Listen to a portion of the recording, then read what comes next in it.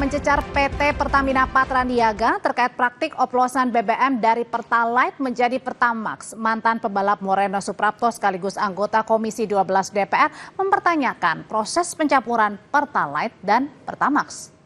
Moreno mempertanyakan terkait kualitas Pertamina karena pengalamannya di dunia otomotif. Moreno, saudara, meminta Pertamina berbenah karena ini bisa memengaruhi kepercayaan publik.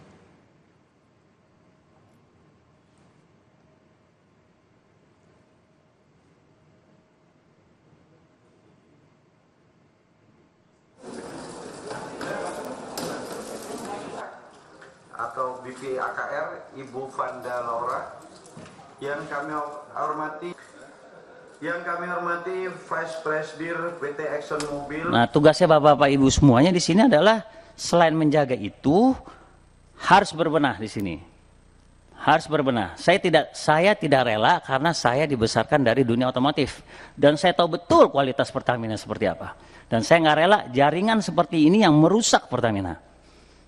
Pertamina lagi mau take off sekarang, ini sama aja mau merusak pemerintahan yang sekarang. Pelaksana tugas Direktur Utama Pertamina Patraniaga, Mars Ega Legowo Putra menyebut BBM yang dijual di SPBU Pertamina sudah sesuai spesifikasi. Mars Ega membantah Pertamax sebagai produk oplosan. Pertamina klaim BBM mereka sudah sesuai standar yang ditetapkan BPH Migas. Namun Pertamina tak membantah secara spesifik pernyataan Kejaksaan Agung yang menemukan dugaan pencampuran oplosan BBM di kasus korupsi Pertamina Patraniaga. Bahwa secara teknis Pertamina Patraniaga memberikan layanan kepada masyarakat untuk RON 90 dengan merek Pertalite dan RON 92 dengan merek Pertamax itu adalah sudah sesuai spek. Dan kita menjamin kepada masyarakat bahwa di SPBU yang kita jual adalah sesuai spek. Jadi tidak betul bahwa untuk Pertamax ini adalah produk oplosan, karena kita tidak melakukan hal tersebut. Dan tadi juga kami jelaskan bahwa di terminal-terminal storage di Pertamina Patraniaga tidak terdapat fasilitas blending untuk produk gasolin. Yang ada adalah fasilitas penambahan aditif dan pewarna. Kepala Pusat Penerangan Hukum Kejaksaan Agung Harli Siregar klaim ada fakta hukum terkait BBM RON 92 yang dibeli Pertamina Patraniaga. Harli bilang yang datang justru bukan BBM RON 92. Namun Harli menegaskan fakta hukum yang mereka temukan terjadi tahun 2018 hingga 2023. Ditemukannya fakta bahwa RS selaku Dirut Pertamina Patraniaga melakukan pembayaran terhadap pembelian RON 92. Jadi kalau RON 92 itu kan itu yang kita ketahui pertama. Tetapi barang yang datang itu di bawah RON 92. Nah, ada yang 88 misalnya. 88 itu berarti premium, 90 Pertalite. Nah, oleh karenanya sekarang penyidik sedang fokus juga apakah dari sisi pembayaran yang tidak sesuai dengan barang yang datang ini kan sudah pasti ada tindak pidana. Nah, tetapi apakah barang yang datang, minyak yang datang ini, katakan misalnya kalau RON-nya 88, apakah ini langsung didistribusi ke masyarakat?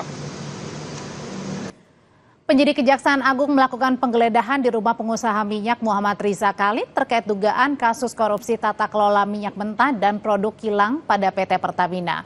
Kabus Penkum Kejaksaan Agung Harli Siregar menyebut, hingga sekarang penyidik telah menggeledah 7 rumah dan kantor dari para tersangka. Penggeledahan berlangsung di Jalan Jenggala, Kebayoran Baru, Jakarta Selatan. Rumah mewah milik Riza Khalid diduga dijadikan kantor dan berkaitan dengan dugaan kasus korupsi tata kelola minyak mentah dan produk kilang pada PT Pertamina.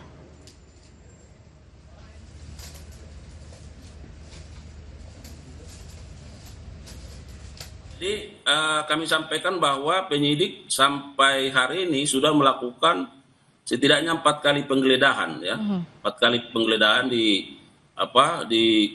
beberapa tempat sejak penyidikan, ya, di Oktober 2024 dan kemarin itu penyidik juga melakukan penggeledahan di 7 rumah dan kantor dari para tersangka dan hari ini penyidik juga melakukan penggeledahan di 2 tempat, ya, seperti yang Mbak sampaikan itu. Jadi sekarang sedang berproses dan penyidik sekarang sedang bekerja di sana dan mudah-mudahan ini bisa cepat. Bagaimana bisa mengungkap mafia migas dalam kasus korupsi Pertamina 193 triliun lebih ini yang berdampak salah satunya adalah dengan dugaan oplosan antara Pertalite menjadi Pertamax. Kami bahas bersama Mulyadi, anggota Komisi 12 DPR RI dari fraksi Partai Demokrat. Malam Pak Mulyadi, dan juga bergabung bersama kami dengan pengamat ekonomi energi UGM, Fahmi Radi. Malam Pak Fahmi. Malam Audrey, Ya. malam Pak Mul. Saya mau ke Pak Mulyadi dulu. Pak Mulyadi, kalau tadi dalam rapat Pertamina Patraniaga membantah ya pernyataan dari Kejaksaan Agung yang menyebutkan ada temuan fakta terkait dengan campuran atau blending ya, oplosan dari Pertalite dan juga Pertamax. Jadi bagaimana Anda melihat kasus ini? Oh ya, tadi kita baru saja siang tadi sampai sore kita melakukan rapat dengan salah satunya dengan Pertamina Patraniaga. Tentu sekaligus kita mendalami isu-isu yang terkait dengan persoalan hukum yang ramai pada saat ini. Kami menanyakan secara langsung kepada PT Pertamina Patraniaga, yaitu terkait dengan masalah RON 90 dan 92 ini. Kan ini yang menjadi masalah sekarang. Seakan-akan RON 90 itu direkayasa, kemudian mereka dijual menjadi RON 92, yaitu Pertamax. RON 90 adalah Pertalite. Nah, dan yang pertanyaan mendasar yang kami lakukan adalah, saya sebagai anggota DPR RI Komisi 12 mempertanyakan, apakah Pertamina punya fasilitas blending untuk merubah dari RON 90 menjadi 92. Blending itu alias oplosan ya, atau campuran gitu ya? Oplosan ya, itu oplosan. Tapi dinyatakan tidak ada. Yang dilakukan oleh Pertamina Patraniaga selama ini adalah mereka hanya melakukan penambahan zat adiktif dan penambahan zat pewarna dalam rangka untuk meningkatkan kualitas. Maka dari itu kami mencoba mempertanyakan terkait dengan uji kualitas. Nah, di sana disampaikan bahwa uji kualitas itu adalah menjadi tanggung jawab dari Lebigas. Jadi pada saat rapat tadi dinyatakan bahwa Pertamina menyatakan mereka tidak punya fasilitas apapun untuk merubah dari RON 90 dan 92. Tentu ini persoalan yang sangat teknis, kami anggota DPR juga tidak tahu persis apakah itu bisa dilakukan atau tidak.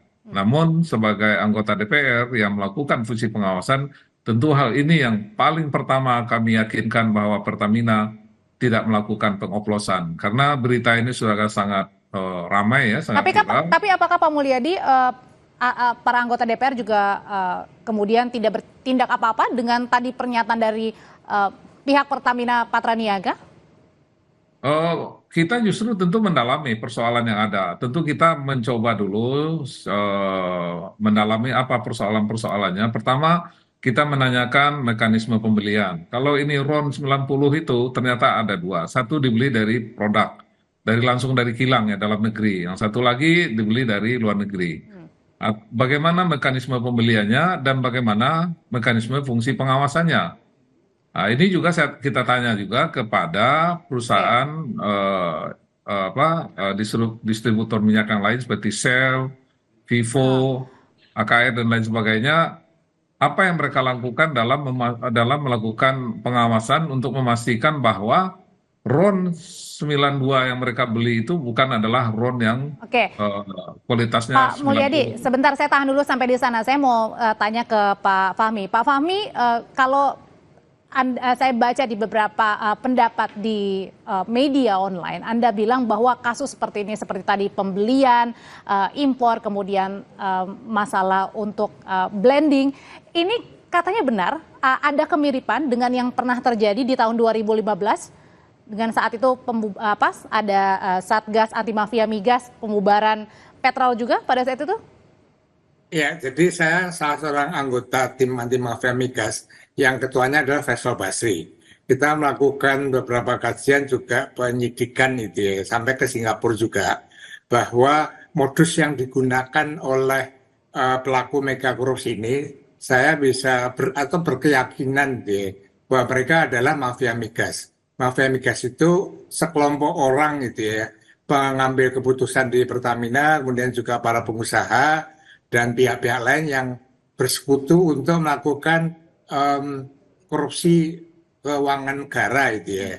Itu satu. Nah, dari modus tadi, salah satunya adalah blending gitu ya. Jadi saat itu juga dilakukan blending di kilang yang ada di Singapura tadi. Hanya waktu itu blendingnya itu dengan melakukan downgrade gitu ya. Karena yang dibutuhkan adalah premium, kemudian dari Pertamax di downgrade menjadi premium gitu ya, atau RON 89 itu ya.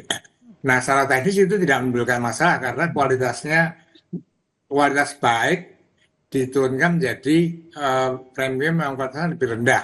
Tapi yang sekarang gitu ya, berdasarkan penjelasan dari Kejaksaan Agung gitu ya, yang itu menyatakan bahwa memang ada upaya blending tadi.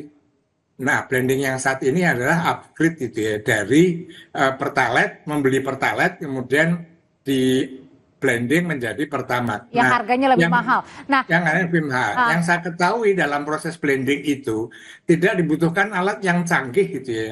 Yang dibutuhkan adalah suatu tempat seperti di kilang atau depo yang di Jakarta tadi, kemudian menyampur tadi dengan menambahkan beberapa variabel itu. Itu ya, untuk mengubah warnanya ya, agar orang tahunya yang saya beli adalah Pertamax bukan Pertalite. Iya, warnanya diubah tadi supaya tadi gitu ya.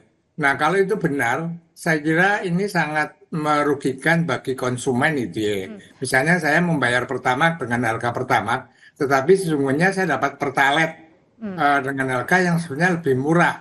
Dan saya kira meskipun sudah dibantah oleh Pertamina, tapi ini tidak menghilangkan ketidakpercayaan tadi. Nah, ini berbahaya gitu ya. Kalau sampai konsumen tidak percaya tadi. Karena tadi juga Pertamina juga bilang memang membantah, tapi kemudian juga menyatakan bahwa hanya ada penambahan zat-zat aja, itu sebenarnya juga tidak dibenarkan kayaknya Pak Fahmi. Nah, pertanyaan berikutnya adalah Pak Fahmi, apakah temuan-temuan Pak Fahmi di tahun 2015 dengan adanya mafia migas pada saat itu orangnya atau oknumnya masih sama nih dengan yang sekarang ditemukan? Nah, memang terjadi pergantian itu ya. Ada semacam regenerasi itu ya. Salah seorang yang ditangkap. Tapi masih satu jaringan nggak, Pak? Nah, tapi saya berkeyakinan itu satu jaringan itu ya. Karena yang ditangkap sebagai tersangka itu kan anaknya Reza Khalid gitu ya. Yang rumahnya digeledah juga. Nah, pada saat itu kami menenggarai gitu ya. Bahwa Reza Khalid itu salah seorang dari mafia migas tadi, tetapi kita kesulitan untuk membuktikan, tidak ada jejaknya, tidak ada alat bukti, dan kami sudah datang juga kepada KPK, dan KPK mengalami kesulitan karena ya tadi tidak ada alat bukti yang bisa digunakan, dan lokusnya itu ada di Singapura, di luar teritorial tadi. Nah, kalau benar gitu ya, kalau benar ini bapaknya kemudian sekarang anaknya, ini kan satu jaringan dalam melakukan kejahatan tadi gitu ya, dan ini modus yang digunakan sama persis gitu ya, seolah-olah itu melanjutkan apa yang sudah dilakukan oleh di tahun 2015, kali ini 2025, artinya ada 10 tahun dalam tanda kutip ya generasi sebelumnya, dan yang sekarang ini barangkali anaknya kurang piawai dan ditangkap oleh kejaksaan gitu, Audrey. Oke, Pak Mulyadi, kan kita tahu juga apakah dengan tadi ada terkesan dalam waktu 10 tahun yang dulu nampaknya tadi Pak Fahmi bilang nampaknya ini oknum-oknumnya atau jaringan-jaringannya sama aja. Ini apa yang dilakukan oleh DPR nih? Begini, jadi karena tadi Pak Fahmi menyinggung masalah Petral ya, kebetulan waktu itu kita membentuk Panja Migas. Dan pada saat itu saya sebagai ketua panjanya, dan saya juga ke Singapura meninjau langsung. Tapi memang pada saat itu ada yang tersisakan, yaitu ada audit forensik dari Kordamenta. Itu kelihatannya itu yang tidak ada tindak lanjut. Kalau saya lihat, saya sebagai ketua panja waktu itu tentu tidak masuk lagi kepada hal-hal yang sangat teknis, karena di dalam audit Kordamenta itu sudah sangat detail dan sangat jelas sekali. Artinya pada Tentu saat saya itu kasusnya menjadi- tidak dituntaskan juga ya Pak Mulyadi? Nah, saya nggak tahu tidak ditindaklanjutin karena itu sudah menjadi ranah hukum. Nah, itu saya kebetulan waktu itu jadi ketua Panja Migas di Komisi 7 waktu itu. Nah, kalau sekarang yang kami pertanyakan sebetulnya adalah terkait dengan isu tentang perubahan atau rekayasa atau pengoplosan RON 90 ke 92. Kalau dulu waktu dulu itu masih ada RON 88 premium. Kalau sekarang kan sudah nggak ada lagi. Tapi kalau saya lihat dari peristiwanya 2018-2023 tentu masih ada RON 88 seperti yang disampaikan tadi oleh Pak Mulyadi. Oke, Pak Mulyadi dan Pak Fahmi, karena begini, kan tahun lalu kita juga ingat ya, masih ada banyak keluhan soal kualitas Pertamax, sampai-sampai harus ada yang menguras tangkinya, ada yang mogok juga, kemudian muncul berbagai di media sosial sekarang, kita sudah mengikuti tidak ikut subsidi, tapi kemudian ini sepertinya kita menghantri Pertamax gitu, padahal dalamnya adalah Pertalite. Bagaimana hal ini harus dihadapi supaya tidak menimbulkan kecewaan terlalu dalam oleh masyarakat? Tapi usai kumandang azan maghrib nanti Bapak akan menjawabnya. Tetaplah bersama kami, saudara.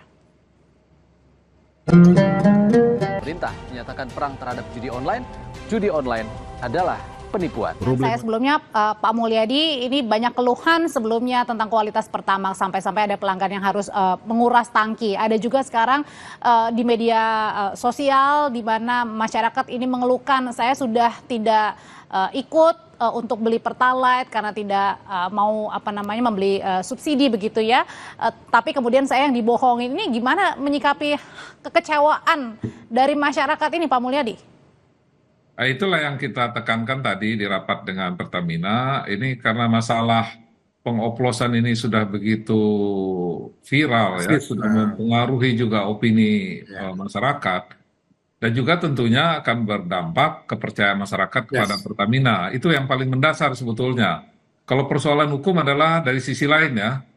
Hukum punya bukti-bukti dan pembuktian sendiri. Tapi yang perlu DPR gerak cepat itu adalah bagaimana persoalan yang viral di masyarakat ini jangan sampai mengganggu distribusi dan pelayanan Pertamina kepada masyarakat. Dan kami minta Pertamina untuk segera meyakinkan bahwa Pertalite atau Pertamax yang RON 92 itu bukan Pertalite. Ini kan orang mengira, wah saya kok beli Pertamax ini ternyata RON-nya 90, berarti saya ditipu ini. Iya, sama ini karena kan tadi Kejaksaan Agung bilang ini sampai 2023 temuannya, jangan-jangan banyak yang menyatakan jangan sampai sekarang nih. Saya aja nggak tahu, tadi aja kan hanya dengan mengubah zat dong ya Pak Fahmi ya, tidak terlalu susah nih untuk. Makanya ini harus kita putus. Ini kan tadi saya lihat beritanya itu kan peristiwa 2018-2023. Kita pastikan 2024 atau 2025 lah sekarang, hal itu tidak terjadi. Kalau persoalan-persoalan sebelumnya biarkan itu menjadi ranahnya aparat hukum. Tapi yang paling penting bagaimana 2025 ini masyarakat tidak mengira seperti yang berita-berita yang ada saat ini. Gimana caranya tuh Pak Fahmi kalau gitu meyakinkan masyarakat jangan-jangan sampai sekarang nih kita. Saya setuju dengan Pak Mul gitu ya, bahwa muncul ketidakpercayaan konsumen terhadap Pertamax yang ada di situ. Nah, menurut saya ini berbahaya gitu ya. Kalau kemudian itu meluas ketidakpercayaan tadi, orang akan, saya membayar Pertamax tapi dapat Pertalite, mendingan saya beli Pertalite saja. Nah, ini akan terjadi migrasi gitu ya. Dari Pertamax ke Pertalite akan timbul masalah baru, beban dari subsidi tadi. Nah, ini yang berbahaya itu ya. Nah, bagaimana caranya? Saya kira Pertamina tidak cukup hanya membuat bantahan atau statement, maka dia harus melakukan uji gitu ya.